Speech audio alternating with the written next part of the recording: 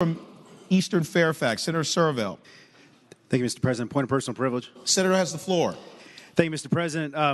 Ladies and gentlemen of the Senate, when I was first elected to the lesser body down the hall, I was lucky enough to have the Mount Vernon mansion within my district.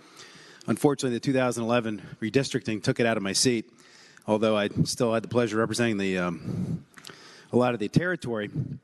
And then when I was elected to this body, I found that the 36th Senate District also did not include the mansion, although the senator from Alexandria is lucky to have that, although some people would say that Senator Poehler and I were kind of like Bruce Willis in The Sixth Sense, sort of walking around dead and not knowing it, thinking we still had the mansion when we don't, thinking we represent Mount Vernon when we don't. But given today's a special day, it's Valentine's Day, I got an email from the Mount Vernon estate yesterday talking about George Washington's dating advice.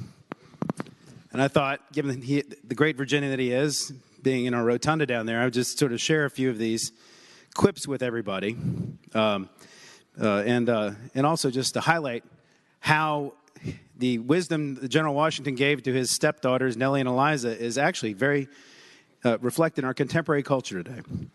So, first of all, George Washington wrote to Nellie, "When the fire is beginning to kindle and your heart is growing warm, propound these questions to it. Is he a man of good character, a man of sense?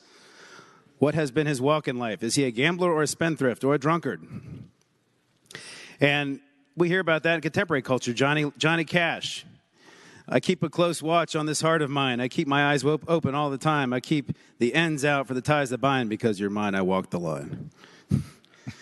You hear it reflected today. So then, the next thing General Washington says to your friends like him, he says, "Is he the one to whom your friends can have no reasonable objection?"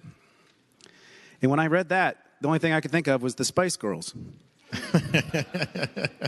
You know how that goes? The song "Wannabe." "If you want to be my lover, you got to get with my friends. Make it last forever. Friendship never ends. If you want to be my lover, you've got to give. Taking is too easy, but that's the way it is." And then Scary Spice says, "Yo, I'll tell you what I want, what I really, really want. So tell me what you want, what you really want. I want a hot, want a hot, want a hot, want a hot. What I really want is a zigga zigga." You know, just like George Washington, right? So the next line, he says, "Have you sufficiently concluded that his affections are engaged by you?" You know, Drake had something to say about that. Remember Drake? You used to call me on my cell phone. Late night when you need my love, call me on my cell phone. Late night when you need my love. You remember Drake? Yeah. My girls are going to kill me for this. The next one. "Are you dating a financial wreck?" So George Washington says, "Is his fortune sufficient to sustain you in the manner to which you've been accustomed to live?" And, you know, that's one I hear all the time. Ry Cooder, that brought back to my memory a song by Ry Cooder. Does anybody know who Ry Cooder is besides me? Okay. He's a blues guy. But he sings a blues song where he says, "My father told me on his dying bed," he says, "Woman, she's going to make it. Yes, she will. Because she's got something that makes a man put that money right in her hand. The very thing that makes her rich makes me poor." So George Washington had it even back then in 1787. And then next, the truth about marriage. This is all about how hard marriage is.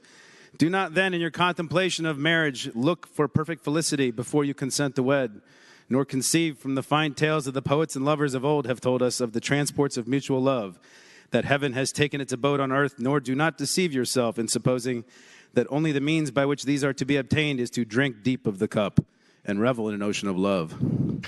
That's what George says to Nellie and his other Eliza. And, you know, that reminded me of Rick Astley. "Never going to give you up. You know, never going to give you up. Never going to let you down. Never going to run around and desert you. Never going to make you cry. Never going to say goodbye. Never going to tell a lie and hurt you." And if anybody wants to do a Rickroll this session, let me know. I'd be happy to try and work it into my speech. And then lastly, George Washington even had advice about flirts. Can you believe that? George Washington said, he wrote to his step-granddaughters, It rarely happens otherwise than that a thorough-paced coquette dies in celibacy. as punishment for her attempts to mislead others by encouraging looks, words, or actions, given for no other purpose than to draw men on and to make overtures that they may be rejected. And so I was trying to think of a song that would come up with that. I came up with The Clash. The Clash actually followed George Washington's advice. Darling, you got to let me know. Should I stay or should I go? If you say that you are mine, I'll be here to the end of time. So if you got to let me know, should I stay or should I go? So having said that, Mr. President, I hope the Senate continues to take the advice of our most famous Virginian down the hall. And here on Valentine's Day, we all take these words to heart and perhaps relate them to your daughters, which I will, and I'm sure they'll be very irritated. So thank you, Mr. President. I'm certain of that. Thank you, Senator. For what purpose is the Senator from Bath, Senator Deeds, rise?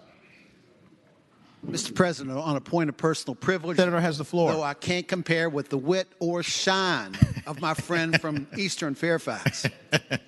On